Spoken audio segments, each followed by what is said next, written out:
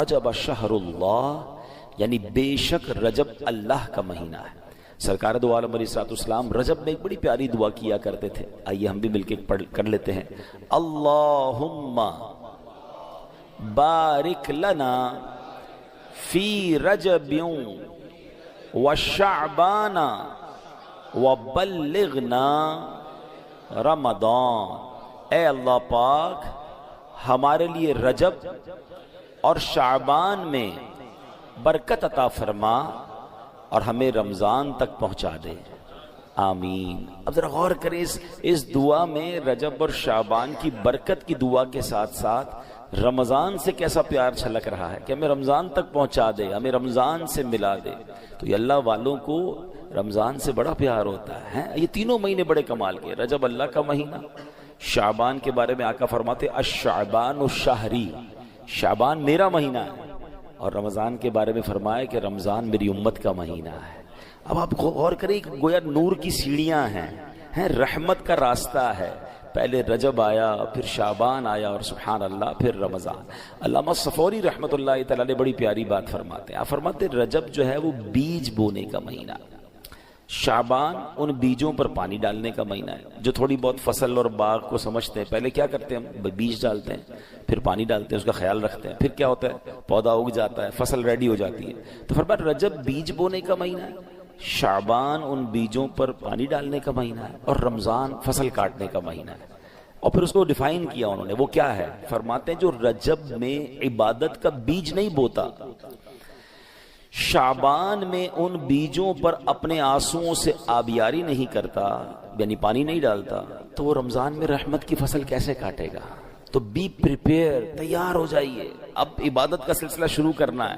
اگر تھوڑی بہت گرد لگ گئی، مسجدوں سے دور ہو گئے تھے، عبادت میں سستی ہو گئی تھی، تو یہ رجب ایک پیغام دے رہا ہے کہ اب آ جاؤ، پھر سبحان اللہ مسجدوں کی طرف آ جاؤ، عبادتوں کی طرف آ جاؤ، تلاوت کی طرف۔ علماء بڑی پیاری بات فرماتے رجب میں 3 حرف ہیں، را، جیم اور با۔ انٹرپریٹیشن کیا ہے اس کی تفصیل کیا بیان کرتے ہیں؟ کہتے ہیں را سے مراد ہے رحمت الہی، آخر میں جو با ہے نا اس سے مراد ہے بر یعنی بھلائی، اور جو بیچ میں جیم ہے نا اس سے مراد ہے بندے کے جرم۔ اللہ کی رحمت یہ اعلان کرتی ہے کہ میری رحمت اور میری بھلائی کے درمیان میرے بندے کے جرموں کو کر دو، اور اللہ کی رحمت گناہ معاف فرما دیتی ہے۔ تو دس از بیوٹیفل منتھ، تیار ہو جائیے، اب نماز قضا نہیں کرنی، اب عبادتوں سے جی نہیں چھڑانا، بلکہ اس میں جتنے ہو سکے اس میں روزے رکھنے۔ ایک بڑی خوبصورت نہر کا ذکر ہے روایتوں میں کہ جنت میں ایسی نہر ہے جس کا پانی دودھ سے زیادہ سفید ہے، شہد سے زیادہ میٹھا ہے، کمال کی نہر ہے، اور فرمایا اس نہر سے وہی پیے گا جو رجب میں روزے رکھنے والا ہوگا۔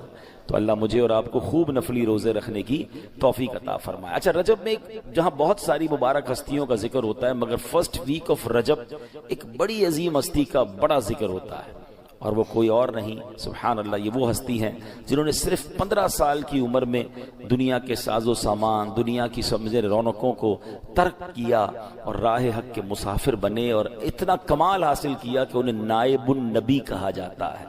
وہ ہستی جنہوں نے برے صغیر کو نور اسلام سے روشن کر دیا۔ یہ پاک و ہند تو پہلے ایک ہی تھا نا، یعنی ہم پر بھی ان کا احسان ہے، اس خطے میں اسلام لانا اور اسلام کو پھیلانے میں ان کا بہت بڑا کردار۔ کم و بیش 90 لاکھ غیر مسلم جو ہیں ان کے ہاتھ پر مسلمان ہوئے، اور سبحان اللہ یہ کون ہیں؟ یہ خواجہ خواجگان، سلطان الہند، وارث النبی، نائب النبی، عطائے رسول، جنہیں دنیا خواجہ معین الدین حسن سنجری چشتی اجمیری رحمت اللہ تعالی کے نام سے جانتی ہے۔ آپ 537 ہجری میں سجستان کے علاقے سنجر میں پیدا ہوئے۔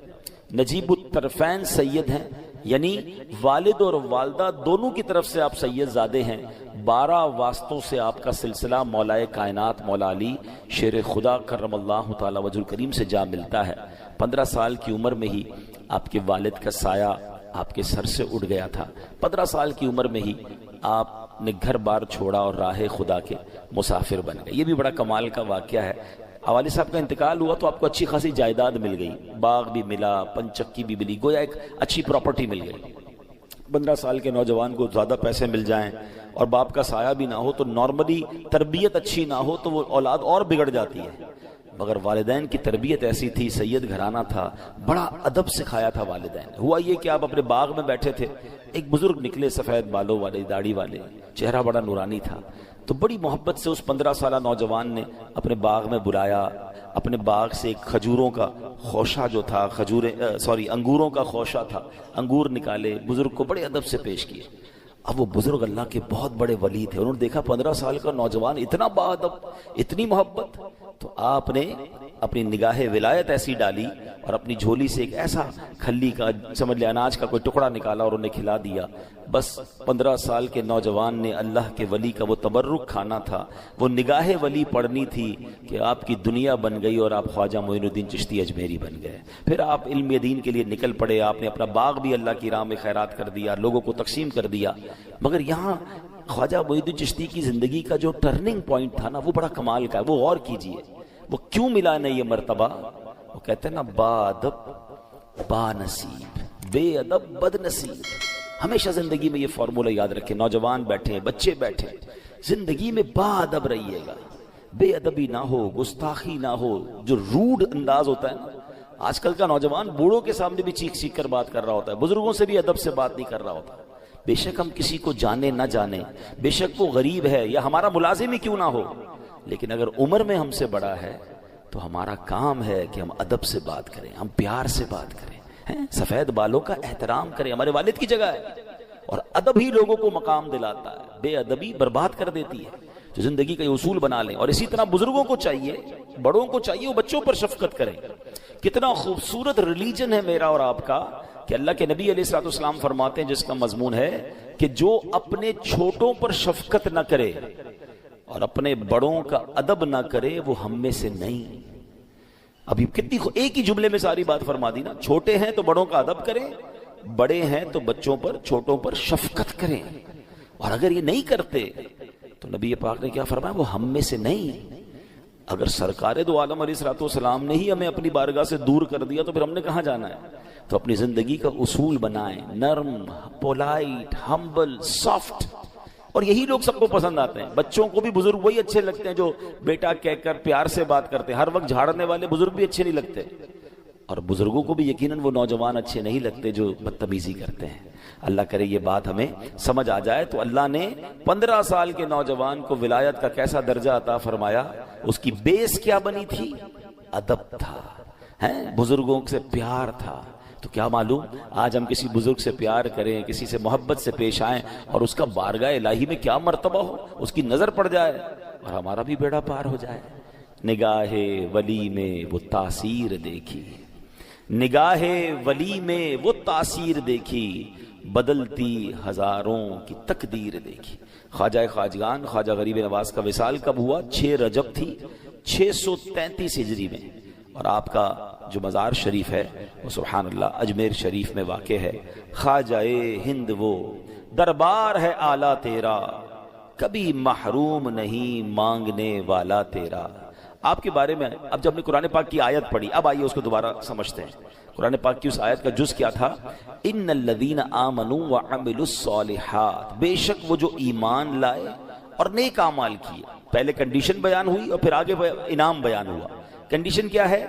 ایمان اور نیک اعمال، یہ 2 اہم باتیں ہیں۔ قرآن کریم میں جہاں جہاں فضیلت کا ذکر ہے نا، آپ پڑھیں گے 2 باتوں کا بار بار ذکر ہوگا، وہ جو ایمان لائے اور نیک اعمال کیے۔ ان الذین آمنوا وعملوا الصالحات، سبحان اللہ، ان کو جہنم کے چھٹکارے کی خوشخبری بھی سنائی گئی، اور اس کو بھی کس کو سنائی گئی؟ جو ایمان والا ہو اور نیک اعمال کرتا ہو۔ دنیا اور آخرت میں کامیاب کون ہے؟ جو ایمان لائے اور پھر نیک اعمال کرے۔ قرآن مجید میں ایک اور جگہ فرمایا ان الانسان لفی خسر، بے شک آدمی ضرور خسارے میں، یعنی پہلے تو اعلان کر دیا نا ساری خسارے میں، مگر اب اس کے اندر سے کیٹیگری کو الگ کیا گیا۔ وہ کیٹیگری کیا ہے؟ الا الذین آمنوا وعملوا الصالحات، باقی سارے خسارے میں، مگر یہ لوگ نہیں ہیں۔ وہ کون ہیں؟ جو ایمان لائے اور اچھے کام کیے۔ الحمدللہ جتنے اس وقت مجھے سن رہے ہیں، ہم اس بات پر اللہ کا بہت شکر ادا کرتے ہیں کہ ہم ایمان والے ہیں، یہ بھی اللہ کی عطا ہے۔ لیکن ایک اگلی کنڈیشن کیا ہم پوری کر رہے ہیں؟ ایمان والے تو ہو گئے ہیں، کیا اچھے کام کر رہے ہیں، نیک اعمال کر رہے ہیں؟ وہ نہیں کر رہے، کیونکہ اگر وہ نہیں کریں گے تو کنڈیشن پوری نہیں ہوگی، جب بات پوری نہیں ہوگی تو انعام بھی نہیں ملنا۔ تو ایمان تو مل گیا نا، اب اچھے کام کریں، برے کاموں سے اپنے آپ کو بچائیں، پھر خیر ہی خیر ہے انشاءاللہ۔ تو اب آگے چلتے ہیں کہ یہاں جو فرمایا کہ جو ایمان لائے اور اچھے کام کی، انعام کیا ہے ان کے لیے؟ سَيَجْعَلُ لَهُمُ الرَّحْمَنُ وُدًّا، ان قریب رحمان ان کے لیے محبت پیدا کر دے گا۔ ہائے ہائے، ایک بات اور یاد رکھیے، کچھ لوگ بڑی کوشش کرتے ہیں لوگ مجھ سے محبت کریں، نہیں کرتے، لوگ پیسہ خرچ کرتے ہیں، سوشل میڈیا پہ پیسہ خرچ کرتے ہیں، وائرل ہونے کے بہانے ڈھونڈتے ہیں، کوئی صحافی کو پکڑتا ہے میرا انٹرویو چھاپو، کوئی کہتا ہے میری اخبار میں خبر لگاؤ، کوئی خود ہی خود اپنی چیزیں وائرل کر رہا ہوتا ہے، نئی محبت پیدا ہوتی ہے۔ اور کچھ ایسے ہوتے ہیں جو چاہتے نہیں ہیں مگر اللہ کروڑوں لوگوں کے دلوں میں ان کی محبت ڈال دیتا ہے۔ یہ کیا ہے؟ یہ کیسے ہوتا ہے؟ ایک بات یاد رکھیے، محبت کی نہیں جاتی، کروائی نہیں جاتی، محبت خود ہی ہوتی ہے، اور یہ اللہ کی عطا ہے۔ اللہ پاک اپنے پیاروں کو، کس کو؟ جو نیک عمل کریں اور سبحان اللہ ایمان والے ہیں اور نیک عمل کریں، پھر اللہ ان کے لیے محبت پیدا کرتا ہے۔ اور کیسے پیدا کرتا ہے؟ اب ذرا غور کرتے جائیے گا۔ سرکار دو عالم علیہ الصلوۃ والسلام کی بارگاہ میں ایک بار مولا علی شیر خدا نے اس حدیث کی، اب ذرا غور کیجئے، مولا علی سوال کرنے والے، اور سوال کس سے کر رہے ہیں؟ رسول پاک علیہ الصلوۃ والسلام سے، اور اسی آیت کی تفصیل مانگ رہے ہیں کہ حضور اس کا معنی کیا ہے؟ شیر خدا کہتے ہیں کہ یا رسول اللہ، یہ جو اللہ کا فرمان ہے سَيَجْعَلُ لَهُمُ الرَّحْمَنُ وُدًّا، ان قریب رحمان ان کے لیے محبت پیدا کر دے گا، اس کا مطلب کیا ہے؟ اللہ اکبر، اللہ کے نبی نے اس کو خوبصورت انداز میں بیان فرمایا، اے علی، جو ایمان لاتا ہے اور نیک اعمال کرتا ہے، اللہ پاک مسلمانوں کے دلوں میں ان کی محبت رکھ دیتا ہے، فرشتے بھی ان سے محبت کرتے ہیں، اور نیک لوگوں کے دلوں میں بھی اس کی عزت رکھ دی جاتی ہے۔ اب دیکھیں سبحان اللہ، اللہ پاک راضی ہو گیا نا۔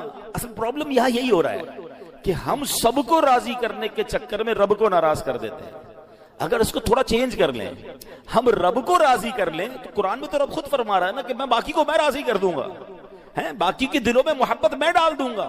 ہم چارے لوگ مجھ سے پیار کریں، اور اس پیار کروانے کے چکر میں، عزت بنانے کے چکر میں، نام بنانے کے چکر میں، فیم حاصل کرنے کے چکر میں اللہ کو ناراض کر رہے ہیں۔ نہ رب راضی ہوا، نہ بندے راضی ہوئے، حالانکہ قرآن میں رب فرما رہا ہے کہ رب محبت کا انتظام فرما دے گا، اور کیسا انتظام کیا اب آپ کو کچھ مثالوں کے ذریعے سمجھاؤں گا۔ اللہ اکبر۔ اب ذرا غور کیجئے، ایک بار بادشاہ، بہت بڑا نام ہے بادشاہ اکبر جو ہے، اور ایک بزرگ تھے شیخ سلیم چشتی، وہ بظاہر تو بڑے غریب تھے، وہ دونوں دربار خواجہ غریب نواز پر حاضر ہوئے۔ خواجہ صاحب کے مزار پر بڑے بڑے بادشاہ اس وقت بھی آتے تھے، اب بھی آتے ہیں۔ تو اکبر بادشاہ بھی تھا اور شیخ سلیم صاحب بھی ساتھ تھے۔ تو بادشاہ نے شیخ سلیم صاحب سے پوچھا کہ اے سلیم، یہ تو بتاؤ خواجہ غریب نواز کا رتبہ کیا ہے، مرتبہ کیا ہے؟ تو حضرت شیخ سلیم کہتے ہیں کہ خواجہ حضور کی شان یہ ہے کہ وقت کا بادشاہ اکبر اور ایک فقیر سلیم، وہ دونوں کتنی دیر سے دربار پر حاضر ہیں مگر ابھی تک باریابی کا شرف نہیں ملا ہے۔ یعنی دربار وہ ہے جہاں بادشاہ لائن لگا کے کھڑا ہے، اور ابھی موقع نہیں مل رہا حاضری کا، اجازت نہیں مل رہی ہے۔ تو یہ ہوتا ہے اولیاء کرام کا مرتبہ۔ سر بھلا کیا کوئی جانے کہ ہے کیسا تیرا، غوث پاک کے بارے میں لکھا نا اعلیٰ حضرت نے، آپ کا سر اقدس کی شان تو کون جانے، سر بھلا کیا کوئی جانے کہ ہے کیسا تیرا، اولیاء ملتے ہیں آنکھیں وہ ہے تلوا تیرا۔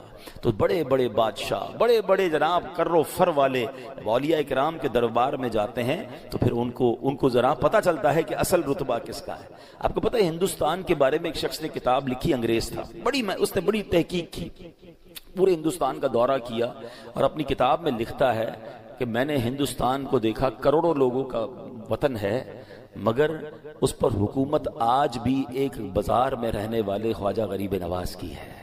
صدیاں گزر گئی ہیں مگر ہند کا راجہ خواجہ ہی ہے۔ بڑے بڑے راجہ آئے مگر جاتے کہاں ہیں؟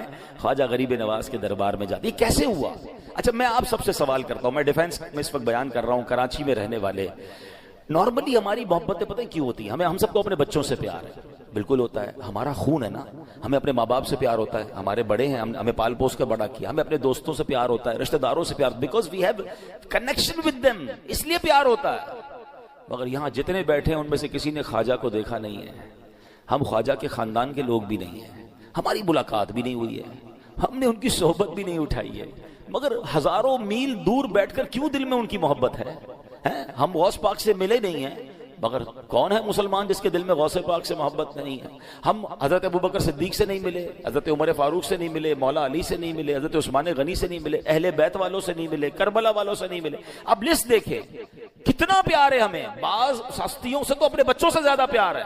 ہم امام حسین کے نام پر جان قربان کرنے کے لیے تیار ہو جائیں گے، کربلا والوں پر سب کچھ نچھاور کر دیں گے۔ کیوں؟ ایسے نہیں آتی محبت، یہ اللہ نے ڈالی ہے۔ اور یاد رکھیے گا، پہلے اللہ اپنے نیک بندوں کو آسمانوں پر مشہور فرماتا ہے۔ ہاں، اب ایک اور حدیث سنیے گا، آپ کا ایمان تازہ ہو جائے گا۔ حدیث پاک کی بڑی مشہور کتاب ہے مسلم شریف، ٹھیک ہے، اس کی حدیث ہے۔ سرکار دو عالم علیہ الصلوۃ والسلام فرماتے ہیں، جب اللہ کریم کسی بندے سے محبت فرماتا ہے تو حضرت جبرائیل کو حکم دیتا ہے۔ اب سنیے گا ذرا، حضرت جبرائیل کو حکم دیتا ہے، انی احب فلانا فاحبہ، اے جبرائیل میں فلاں بندے سے محبت کرتا ہوں، تم بھی اس سے محبت کرو۔ اسٹارٹ کہاں سے ہو رہی ہے محبت؟ پہلے اللہ محبت فرماتا ہے، پھر حکم کسے دیتا ہے؟ اے جبرائیل میں پیار کرتا ہوں، میں محبت کرتا ہوں، تم اس سے محبت کرو۔ جبرائیل محبت کرنے لگتے ہیں، پھر یہ محبتوں کا سلسلہ رکتا نہیں ہے، پھر ثم ینادی فی السماء، پھر آسمانوں میں یہ اعلان کر دیا جاتا ہے کہ ان اللہ یحب فلانا فاحبوہ، اے آسمان والو بے شک اللہ فلاں سے محبت فرماتا ہے، تم بھی اس سے محبت کرنا شروع کر دو۔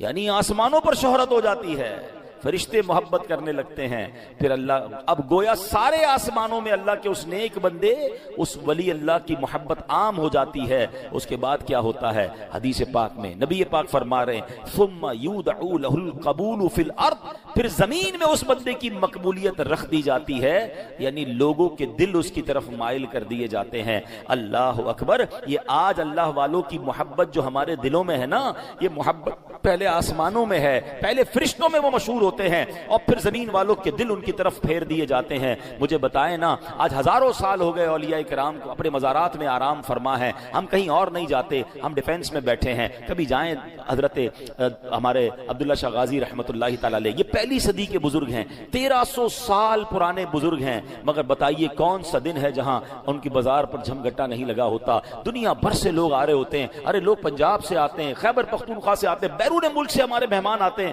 کہتے ہیں ہمیں عبداللہ شاہ غازی جانا ہے۔ بھئی تمہیں کس نے بتایا عبداللہ شاہ غازی یہاں ہے؟ کہتے ہیں ہم نے پڑھا ہے، اللہ کے ایک ایسے ولی ہیں، اتنی بڑی ہستی ہیں، ان کے مزار پر جاتے ہیں، اپنا پیسہ خرچ کرتے ہیں۔ ایسا نہیں ہر جانے والے کی کوئی تمنا یا کوئی معاملہ اٹکا ہوا ہوتا ہے، بس اللہ ان کے دلوں کو پھیرتا ہے۔ کراچی میں رہنے والوں کو داتا صاحب جانے کی بڑی تمنا، بابا فرید جانے کی بڑی تمنا، ہم یہاں رہتے ہیں ہند جا نہیں سکتے، اجمیر شریف جانے کی تمنا۔ میں گیا ہوں اجمیر شریف، ہزاروں لوگ روزانہ حاضری دیتے ہیں، مسلمان تو مسلمان، غیر مسلم بھی وہاں آ رہے ہوتے ہیں۔ ارے کبھی بغداد شریف جائیں، وہاں دیکھیں کیا حال ہے، یہ کیا ہے۔ اچھا کمال کی بات دیکھیں، کئی سالوں سے ہیں، بہت سارے سالوں سے، اب تو سوشل میڈیا کا زمانہ آ گیا ہے، کتنی کوشش کی جاتی ہے مزار سے روکنے کی، مزار کے خلاف غلط باتیں کر رہے ہوتے ہیں، جناب وہاں جانا شرک ہے، وہاں جانا بدعت ہے، وہاں جانا جناب یہ ہے، روکنے والے روک رہے ہیں، مگر اللہ نے ایسا پیار ڈالا ہے کہ لوگ ہمیشہ وہاں جا رہے ہیں۔ اچھا یہ ہاں، میں ایک بات کو ضرور کلیئر کر دوں، ہمیں بھی پتا ہے کہ مزار شریف پر کچھ ایسے جاہل لوگ ہوتے ہیں جو غیر شرعی کام کرتے ہیں، لیکن ہمیشہ یاد رکھیں، آپ کے ناک پر مکھی بیٹھی ہو تو ناک کاٹتے ہیں یا مکھی اڑاتے ہیں؟ آپ مکھی اڑائیں گے نا، تو آپ غلط کام کرنے والوں کو غلط کہیں، ان کو ہٹائیں وہاں سے۔ آپ کئی شادیاں جو حرام کام ہوتے ہیں، آج تک کسی نے نہیں کہا بھائی شادی بند کر دو، شادی میں حرام کام ہوتے ہیں، نہیں، وہ تو بڑی میٹھی سنت ہے۔ بندہ یہ کہے گا غلط کام نہ کریں شادی میں، تو الحمدللہ دعوت اسلامی والے صرف بات نہیں کرتے، ہم نے الحمدللہ اس کا ایک پورا پروسیس بنایا، ہم نے ایک پوری مجلس بنائی مزارات اولیاء کی، کہ مزارات پر جا کر جن لوگوں کو شرعی طریقے سے بزرگوں کے دربار میں حاضری کا طریقہ نہیں آتا، انہیں مزار پر جا کر سکھاتے ہیں، بتاتے ہیں کہ یہ حرام ہے، یہ ناجائز ہے، مگر جو جائز طریقہ ہے اللہ والوں کی برکتیں نہیں ملیں گی، کیسے ہو سکتا ہے؟ اب آپ مجھے بتائیں، جنہوں نے اللہ کو راضی کر لیا ان کے مزار پر کتنی رحمتیں برس رہی ہوں گی۔ بڑی آسان سی بات کر لیتا ہوں، مجھے بتائیے، حضرت زکریا اللہ کے نبی ہیں، ٹھیک ہے، اور ان کی دل میں ایک تمنا تھی اولاد کی۔ قرآن کا واقعہ بتا رہا ہوں، قرآن پڑھیں تو آپ کو تفصیل ملے گی نا، سورہ مریم پڑھیں تو کیا ہوا، ان کو جب اولاد کی تمنا تھی تو انہوں نے کہاں جا کر دعا کی؟ محراب مریم میں جا کر۔ حضرت مریم جس محراب میں عبادت کرتی تھی، حضرت زکریا نے جا کر وہاں دعا کی، اللہ نے اس مبارک مقام کی برکت سے آپ کو اولاد عطا فرما دیا۔ خوبصورت واقعہ پتہ ہے کیا سکھا رہا ہے؟ وہ کہیں سے بھی لوگ کہتے ہیں نا مزار پر جانے کی کیا ضرورت، اللہ سے ہی مانگنا ہے، مسجد میں بیٹھ کے مانگ لو، گھر میں بیٹھ کے مانگ لو۔ حضرت زکریا کو نہیں پتا تھا کیوں گئے تھے محراب مریم میں؟ جہاں اللہ والوں کے قدم لگ جائیں وہ جگہ مبارک ہو جاتی ہے، وہ دعائیں قبول ہونے لگ جاتی ہیں۔ اللہ اکبر، یہ تو واقعہ قرآن میں ہے نا۔ مجھے بتاؤ، اللہ والوں کے قدم لگ جائیں، وہ جگہ مبارک ہو جائے جہاں اللہ والے خود موجود ہوں، وہ جگہ کتنی مبارک ہوگی۔ تو بہرحال میرا موضوع یہ ہے کہ اللہ پاک کس طرح لوگوں میں اپنے نیک بندوں کو مشہور کرتا ہے کہ پہلے آسمانوں میں محبت پیدا ہوتی ہے، پہلے وہ فرشتوں میں مشہور ہوتے ہیں، اور پھر سبحان اللہ یہاں مسلمانوں کے دلوں میں محبت ڈال دی جاتی ہے۔